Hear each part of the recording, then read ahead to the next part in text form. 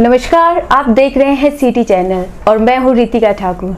जैसे कि आप सब लोग जानते हैं कि कोरोना महामारी एक वैश्विक महामारी जो पूरी दुनिया को अपनी चपेट में ले चुकी है।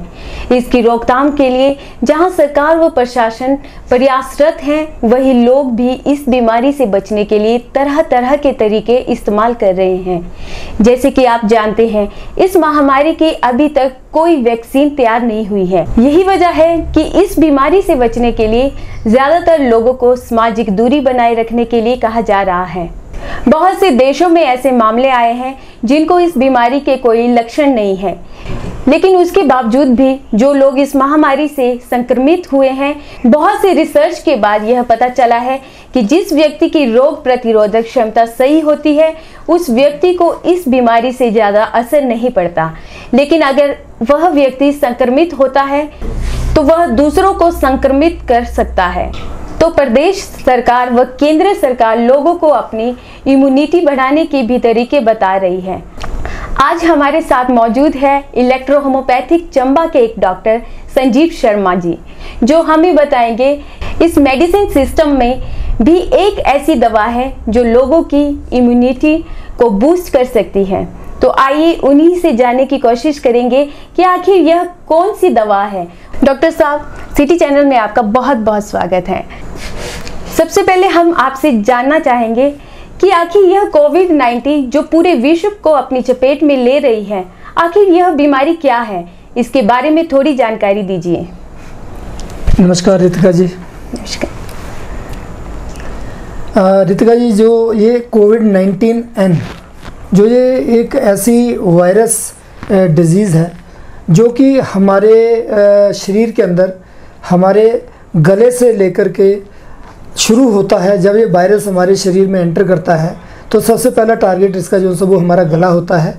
और उसके बाद ये गले के थ्रू हमारे जो विंड पाइप्स हैं यानी कि ट्रैकिया है, ये उसमें पहुंचता है। फिर उसके बाद ये लंग्स में पहुंच जाता है, हमारे फेफड़ों के अंदर पहुंच जाता है। मगर ये हमारे फेफड़ों तक पहुंचने के लिए एक वक्त लेता है जिसको हम इंक्यूबेशन पीरियड बोलते हैं। उस इंक्यूबेशन पीरियड की जो अवधि है वो 6-7 दिन से लेकर के लगभग 20 से 21 दिन तक की रहती है। और जो 20 से 21 दिन के अंदर इसके लक्षण इसके प्राइमरी लक्षण हैं वो आने शुरू हो जाते हैं, और जिसकी वजह से हमें उस इन्फेक्शन के बारे में पता चलना शुरू हो जाता है। अब वो लक्षण क्या हो सकते हैं, जैसे मान लीजिए सबसे पहला एक इरिटेटिव कफ यानी कि खांसी, बार बार खांसी होना। नंबर 2 पे एक हल्का हल्का बुखार और तेज तक का बुखार। फिर उसके बाद जब ये हमारे संक्रमण इसका हमारे गले से हमारे ट्रैकिया से होते हुए हमारे फेफड़ों में यानी लंग्स में पहुंच जाता है, तो वहाँ हमारे जो ब्रीदिंग डिस्ट्रेस क्रिएट हो जाता है, यानी कि सांस लेने में जो है वो हमें परेशानी आनी शुरू हो जाती है। मगर वो एक हमारा एक ऐसा स्टेप रहता है कि जिसमें ये बीमारी हमारे शरीर को पूर्ण रूप से संक्रमित कर चुकी होती है। मगर उससे पहले, जैसे कि अभी आपने अपने पहले वक्तव्य में बोला कि आज एसिम्प्टोमेटिक यानी कि जो ऐसे पेशेंट सामने आने शुरू हो चुके हैं जिनके अंदर किसी भी प्रकार का कोई भी लक्षण अभी तक देखने को नहीं मिला है, बट अगर उसका इम्यून सिस्टम अपने आप में पावरफुल है, उसकी रोग प्रतिरोधक शक्ति अगर उसकी पावरफुल है, तो वो कभी भी उस पर्सन को तो इन्फेक्ट नहीं कर सकता है, मगर वो इस इन्फेक्शन का कैरियर जरूर बन सकता है। अगर मान लीजिए वहाँ जहाँ वो पर्सन जिनके कांटेक्ट में आ रहा है, अगर उनका जो सा वो एक रोग प्रतिरोधक शक्ति उनकी कम है, तो उसमें ये इन्फेक्शन इन्फेक्ट कर सकता है। जो मैंने अभी भी जो लक्षण बताए हैं, अगर ये लक्षण उनमें एक उजागर हो सकते हैं, जिसकी वजह से अगर वो उस स्टेज तक पहुँच जाए तो कई बार उसके कारण इसके पेशेंट की पर्सन की डेथ भी हो सकती है। सर, हमारे दर्शक ये भी जानना चाहते हैं कि ये इलेक्ट्रो होम्योपैथी क्या है, इसकी दवाइयाँ कैसे बनाई जाती हैं और मरीजों में इसका असर कैसे होता है। रितिका जी, जो इलेक्ट्रो होम्योपैथिक सिस्टम है ये अपने आप में एक यूनिवर्सल और एक इंडिपेंडेंट सिस्टम ऑफ ट्रीटमेंट है। जैसे कि आपने सुना होगा मॉडर्न सिस्टम जिसको हम एलोपैथिक सिस्टम ऑफ ट्रीटमेंट बोलते हैं, आयुर्वेदा सिस्टम है, फिर होम्योपैथिक सिस्टम है, यूनानी सिस्टम है। तो उसी प्रकार उसी तरीके ये भी एक इलेक्ट्रोपैथिक सिस्टम ऑफ ट्रीटमेंट है। इसके अपने मूलभूत सिद्धांत हैं। इलेक्ट्रोपैथी के जो मूलभूत सिद्धांत है जिसके बेसिस के ऊपर इसको दूसरे जो चिकित्सा प्रणाली हैं उससे अलग आंका और मापा जाता है। वो है इसका जो मेन बेसिक प्रिंसिपल, जिस बेस के ऊपर ये चिकित्सा पद्धति जो काम करती है, वो है हमारे शरीर के अंदर भ्रमण करने वाले जो दो इम्पोर्टेंट जो सब्सटेंस है, जो दो इम्पोर्टेंट लिक्विड है, जिसको हम ब्लड और लिम्फ यानी कि रक्त व रस के रूप में जानते हैं। और उन्हीं रस व रक्त के थ्रू ही हमारे शरीर के अंतिम जो हमारा फंक्शनल यूनिट है, जो हमारा एक रचनात्मक यूनिट है जिसको हम सेल बोलते हैं, और उस तक जो एनर्जी पहुंचाने का, एवरी टाइप ऑफ एनर्जी पहुंचाने का जो काम करते हैं, वो हमारा ये ब्लड और लिम्फ ही है। और ये जो इलेक्ट्रोपैथिक चिकित्सा प्रणाली है, ये ब्लड और लिम्फ के सिद्धांत के ऊपर ही जो उनसे वे मतलब कि इसको माना जाता है। इसके बाद आपने पूछा ये दवा बनती कैसे है। मैं आपको बताता हूँ, हमारे इलेक्ट्रोपैथिक सिस्टम में केवल बेसिक 38 ऐसी मेडिसिन हैं जिनके थ्रू हम दुनिया की हर किस्म की बीमारी का इलाज करने में कामयाब हो पाते हैं। मगर जो 38 मेडिसिन है उसको बनाने के लिए हमें 114 जड़ी बूटियों का जो सा वो उसमें असिमिलेशन करना पड़ता है। यानी कि 114 जड़ी बूटियों का एक नेचुरल प्लांट के एक्सट्रैक्ट निकाल करके एक इसकी अपनी एक्सट्रैक्शन की विधि है जिसको हम बोलते हैं स्पेजिलिकल कोहोवेशन। यानी कि उससे क्या करते हैं, हम प्लांट की सारी एनर्जी जो लाइफ पावर है उसको हम कलेक्ट करते हैं और उसको हम according to requirement of the body हम उसको जो पेशेंट में इंड्यूस करते हैं, जिससे कि, और मैं आपको एक बात और बता दूं, ये काम कैसे करती हैं उसका भी मैं साथ साथ आपको बता दूं। हमारे शरीर में माना जाता है इलेक्ट्रोपैथी के अंदर हर तरह की बीमारी, वो हमारे शरीर के इम्यूनोलॉजिकल सेगमेंट अगर वो वीक हो जाए, यानी हमारे शरीर की जो प्रतिरोधक शक्ति है अगर वो कम हो जाए, तो उसको इक्विलिब्रियम पोजीशन तक पहुंचाने के लिए ये जो हमारी इलेक्ट्रोपैथिक सिद्धांतिक मेडिसिन है ये काम करती है। और इसकी सबसे बड़ी बात है कि ये हमारे ऑल इम्यून सिस्टम को रिकूप करने के लिए एक बहुत बड़ा जरिया है। और ये 100% प्लांट ओरिएंटेड यानी कि वनस्पति जगत के ऊपर जो आधारित एक दवा है, जिससे हम हर प्रकार की बीमारी को जो सा ठीक करने की एक आज क्लेमिंग करते हैं। सर, हमारे दर्शक ये भी जानना चाहेंगे कि क्या इस दवाई का साइड इफेक्ट तो नहीं है? रितिका जी, ये एक बहुत इम्पोर्टेंट क्वेश्चन है, क्योंकि आज दवा लेने से पहले हर व्यक्ति ये जानना चाहता है कि जो दवा मैं इस्तेमाल कर रहा हूँ क्या उसको यूज़ करने के बाद मेरे शरीर के ऊपर मेरी बीमारी अच्छी हुई या नहीं हुई बात की बात है, क्या कोई इसका बॉडी पे साइड इफेक्ट यानी कि कोई कुप्रभाव हमारे शरीर के ऊपर तो नहीं पड़ सकता है। मैं आपको बताना चाहता हूँ कि ये जो इलेक्ट्रोपैथिक चिकित्सा प्रणाली है, ये जैसे अभी मैंने आपको अपने पिछले वक्तव्य में बताया कि ब्लड और लिम्फ यानी कि रक्त व रस की जो पोजीशन है उसकी इक्विलिब्रियम पोजीशन को ही हम हेल्थ मान करके चलते हैं। नंबर 2 पे जो दवा हम इंड्यूस करते हैं किसी भी रोगी में या एक आम साधारण और एक स्वस्थ मनुष्य के अंदर जो हम इंड्यूस करते हैं, मेडिसिन देते हैं, वो मेडिसिन मान लीजिए हमारे शरीर में जब जाती है, अगर हमारे शरीर में उस मतलब कि दवाई के प्रति, उस दवा के प्रति कोई रोग नहीं है, तो हमारे शरीर के अंदर ही ऑटो एक्सक्रीशन सिस्टम है जो कि हर प्रकार के मवाद को बाहर निकालता है। अगर हमारे इलेक्ट्रोपैथिक मेडिसिन अंदर शरीर में जाती है और उसका कोई टारगेट मेडिसिन के उस रोग के प्रति नहीं है, तो वो हमारे शरीर के अंदर गया जरूर डोज, मगर वो as it is auto secretion system से हमारे मल मूत्र के थ्रू वो पास आउट कर जाता है, जिससे हमारा मानना है कि 99.99% हमारे इलेक्ट्रोपैथिक मेडिसिन का किसी भी प्रकार का कोई साइड इफेक्ट हमारे शरीर पे नहीं पड़ता है। सर, कोविड-19 वास्तव में क्या है? हाँ रितिका जी, अब तो लगभग पिछले 4 महीने से कोविड के बारे में बहुत सारी जानकारियाँ हम लोग सोशल मीडिया, टीवी चैनल्स, अखबारों के माध्यम से हम जान ही रहे हैं। मगर फिर भी मैं आपको बता दूं कि कोविड-19 वास्तव में एक ऐसा वायरस है जिसका अभी तक, हालांकि ये कह पाना मुश्किल काम है कि जितनी जो साइंटिफिक स्टडीज़ की हुई है, जैसे मैंने अभी आपको बताया कि इसका थ्रोट, ट्रैकिया और उसके बाद फिर हमारे लंग्स के ऊपर इसका जो सा वो जाकर के संक्रमण का केंद्र बनता है। मगर मैं आपको बता दूं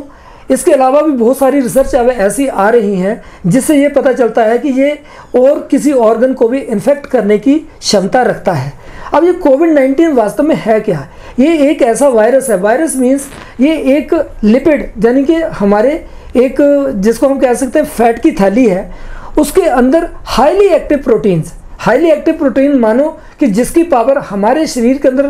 पाए जाने वाली प्रोटीन से भी कहीं ज़्यादा, इसकी जो है उसकी पेनिट्रेशन पावर है उससे भी कहीं ज़्यादा है। यही कारण है जब ये हमारे को संक्रमित करता है, जैसे हमारे कोविड-19 हमारे थ्रोट तक पहुंचता, अगर मैं पहले की बात करूं जो ट्रैक अभी तक बताया गया है, तो थ्रोट में जब ये आकर के इन्फेक्शन शुरू करता है तो उस वक्त सबसे पहले जो ऊपर उसकी लिपिड यानी कि जो फैट की थैली है जब वो टूटती है, उसके अंदर ये एकदम से बम्बार्डिंग इसकी जो सी होती है, जिसको हम बोलते हैं म्यूटेशन एंड रेप्लिकेशन। जब इसकी रेप्लिकेशन स्टार्ट होती है, यानी कि अंदर ये एक से दो, दो से चार, चार से आठ, आठ से 16, उसके अंदर इसकी डिवीजन होनी शुरू हो जाती है, तब ये इतना खतरनाक बनता है। ये वास्तव में ये हाईली एक्टिव प्रोटीन ही है जो कि एक फैट की थैली के अंदर रहता है। ये वायरस है कोविड-19। सर, हम आपसे और भी जानकारी लेना चाहेंगे इस बारे में, और मैं ये भी जानना चाहूँगी कि ये आम लोगों को कैसे संक्रमित कर सकता है। हाँ रितिका जी, ये जानना बहुत ज़्यादा इम्पोर्टेंट है। जैसे कि अभी मैंने आपको बताया कि इसके संक्रमण का एक समय रहता है, जो समय 6 दिन से लेकर के 6-7 दिन से लेकर के 20 से 21 दिन का समय रहता है। और ये संक्रमण का सबसे बड़ा जो माध्यम अभी तक पाया गया है, मैन टू मैन कॉन्टैक्ट से ही पाया गया है। मगर इसको अभी जो इसकी लेटेस्ट रिसर्च आ रही है उसमें ये भी अब आना शुरू हो चुका है, ये एक किस्म से हवा में भी तैरता हुआ पाया जा रहा है, जिनको हम एरोसोल्स बोलते हैं। पहले तो हमारा ड्रॉपलेट इन्फेक्शन, यानी कि जैसे हम खांसते हैं, सांस लेते हैं, या फिर हम जो है वो छींक मारते हैं, उसके थ्रू ही ये हमारे बॉडी से, एक बॉडी से मतलब कि इस ब्रह्मांड के, इस हमारे एनवायरनमेंट के अंदर आता है। बट अभी वो एनवायरनमेंट में पहले ये बोला जाता था वो किसी सरफेस के ऊपर जाकर के स्टिक करता है, और उस सरफेस को अगर हम टच करते हैं तो वो हमारे हाथों के माध्यम से या हमारे किसी भी जो अंग के माध्यम से हमारे शरीर में पहुंचता है। अगर वो अंग, वो जैसे मान लो हाथ है, उसको हम अपने आँखों से चीक्स पे, मुंह पे, नाक पे लगाएंगे, वो हमारा सीट कर जाता है हमारे इस पर्टिकुलर पार्ट के ऊपर। फिर यहीं से हमारे वो वायरस जो है वो हमारे शरीर के अंदर जाता है, जो कि जब हमारे गले में पहुंचता है तो गले में वो बैठ करके अपने आगे की जो है जो एक रणनीति वो तैयार करता है। वो हमारे गले में 4 से लेकर के 6-7 दिन तक बैठता है, जहाँ उसकी म्यूटेशन एंड रेप्लिकेशन होती है। फिर उसके बाद जाकर के जब उसको अगला साइन मिलता है, वो ट्रैकिया में जाकर के प्रवेश करता है, फिर ट्रैकिया से अंदर वो लंग्स के अंदर। इसी तरीके से इसका जो है संक्रमण आज तक देखने को मिला है। सर, अब सबसे इम्पोर्टेंट क्वेश्चन है जो कि हमारे सब दर्शक जानना चाहेंगे कि इस बीमारी का रोकथाम और इसका इलाज क्या है। हाँ देखिए रितिका जी, रोकथाम के ऊपर चर्चा हो सकती है, जबकि इलाज के बारे में अभी संशय बना हुआ है। क्योंकि मैं आपको बता दूं, दुनिया की बड़ी बड़ी एक सुपर पावर्स, अच्छी से अच्छी कंट्री इसके वैक्सीन, इसकी ट्रीटमेंट के बारे में, उसकी खोजबीन में लगे हुए हैं। बट इसकी रोकथाम जो एक फैक्टर, जो इसका प्रिवेंशन है, वो सबसे इम्पोर्टेंट फैक्टर है। अगर हम प्रिवेंशन करने में कामयाब, प्रिवेंशन वास्तव में होता क्या है? प्रिवेंशन का मतलब ये नहीं है कि हमने कोई चीज़ ले ली तो उसको लेने के बाद ये बीमारी हमें नहीं होगी, ऐसा नहीं है। प्रिवेंशन का मतलब ये है कि आपके शरीर को इतना पावरफुल बना दिया जाए कि अगर वो वायरस, वो संक्रमण आपके शरीर में आ भी जाए तो उसके बावजूद भी वो आपके शरीर को संक्रमित ना कर सके। उसके लिए सबसे ज़्यादा इम्पोर्टेंट है हमारे शरीर में जो हमारी रोग प्रतिरोधक शक्ति है, उसको हम किस तरीके से बूस्ट कर सकते हैं, उसको हम कैसे बढ़ा सकते हैं। और एकमात्र फिलहाल जो इसका जो रोकथाम का, पहले तो आपको सारी बातें सोशली तो आपको बताई गई हैं कि हम मास्किंग करें, मास्क लगाएं, हम कहीं जाएं तो डिस्टेंस 2 गज की दूरी रखें, और इसके अलावा हम सोशल डिस्टेंसिंग के ऊपर बहुत अच्छा ध्यान दे रहे हैं। मगर उसके बावजूद भी ये जो मतलब कि जो इसमें इसकी रोकथाम के लिए जब तक कोई आप ऐसी चीज़, चाहे वो किसी भी रूप में हो, चाहे वो दवा के रूप में हो, चाहे वो सप्लीमेंट के रूप में हो, चाहे वो खान पान के रूप में हो, ऐसी चीज़ों का हमें सेवन करना चाहिए जिससे कि हमारे शरीर की प्रतिरोधक शक्ति बढ़े। अब मैं आपको बताना चाहूँगा कि इलेक्ट्रो होम्योपैथी के अंदर हम ये काम कैसे कर रहे हैं। मैं आपको बता दूँ, इलेक्ट्रो होम्योपैथी के अंदर एक हमारा प्रोडक्ट है जिसका नाम है इम्यूनोसन।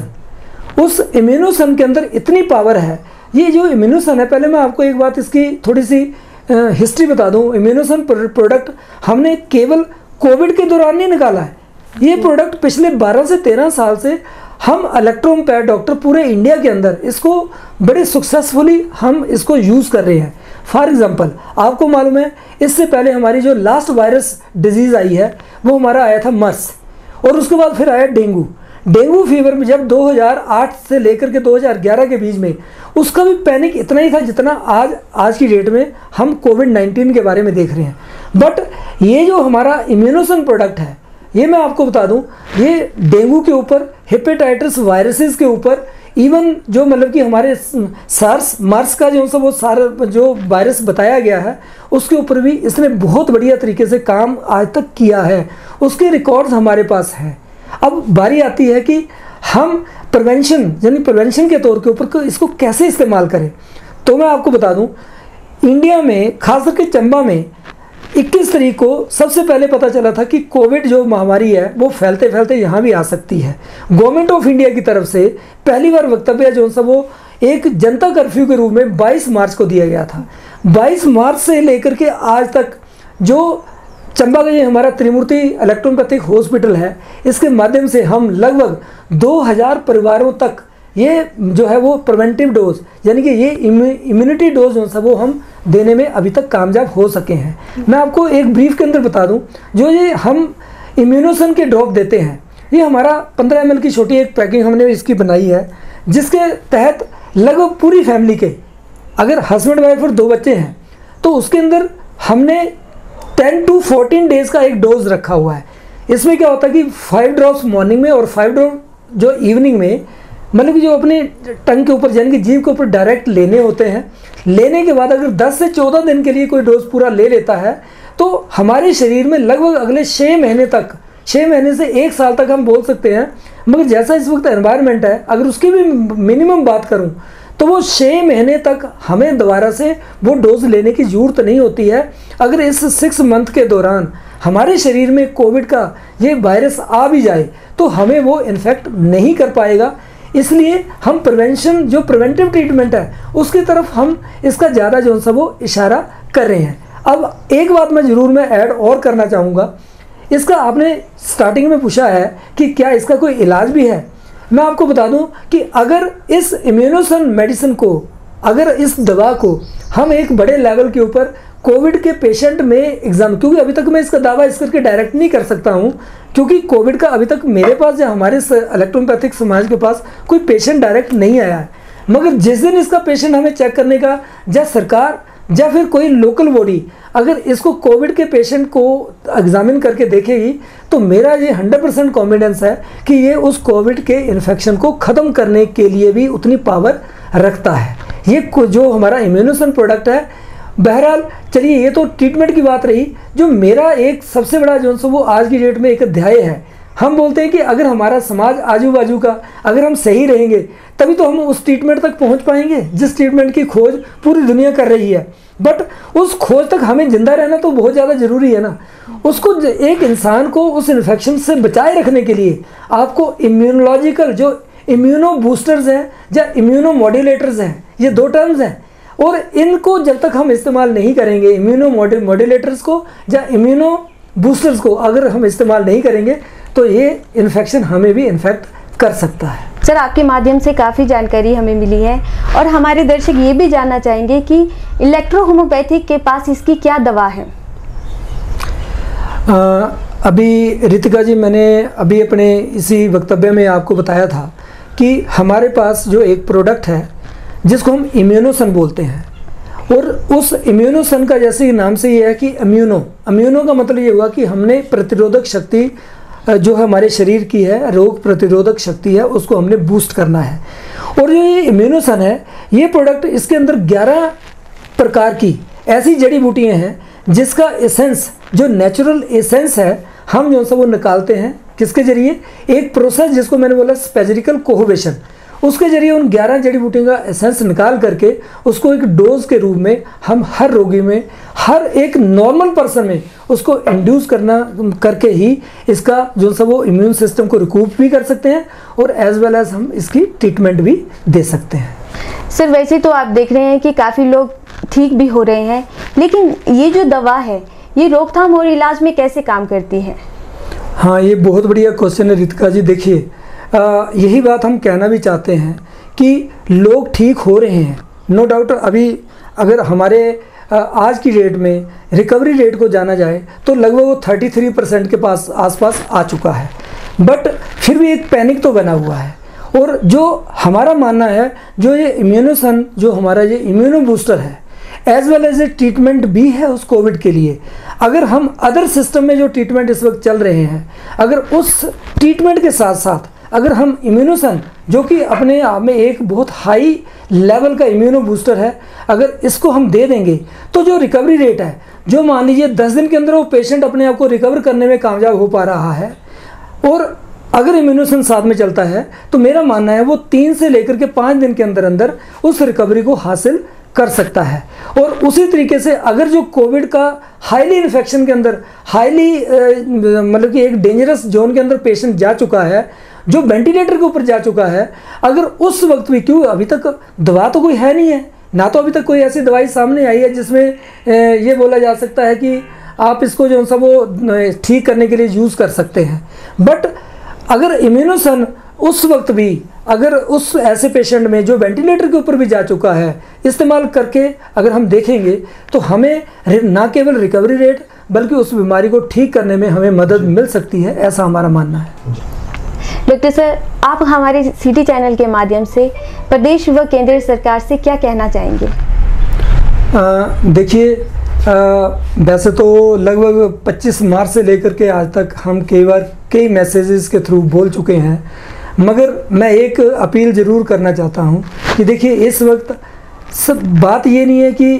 इतने इन्फेक्शन क्यों हो रहे हैं। वो इन्फेक्शन हम और आप रोक सकते ही नहीं हैं, क्योंकि चाहे हम अपनी तरफ से जितना प्रयास कर सकते हैं वो हम कर रहे हैं। पर एक चीज़ ज़रूरी है, मैं आपके सिटी चैनल के माध्यम से ये बोलना चाहता हूँ कि जो आम पब्लिक है, जो इस मतलब कि इन्फेक्शन, इस संक्रमण के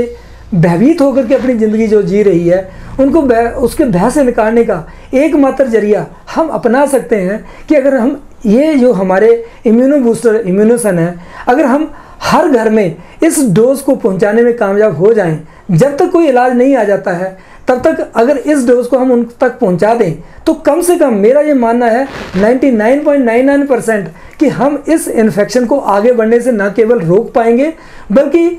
उन लोगों के दिमाग से एक भय को भी ख़त्म करने में हम कोशिश कर सकते हैं, ताकि उनको लगे कि मैंने इम्यूनो बूस्टर्स। मैं आपको एक बात और बता दूं, पिछले लगभग 25 मार्च से लेकर के आज तक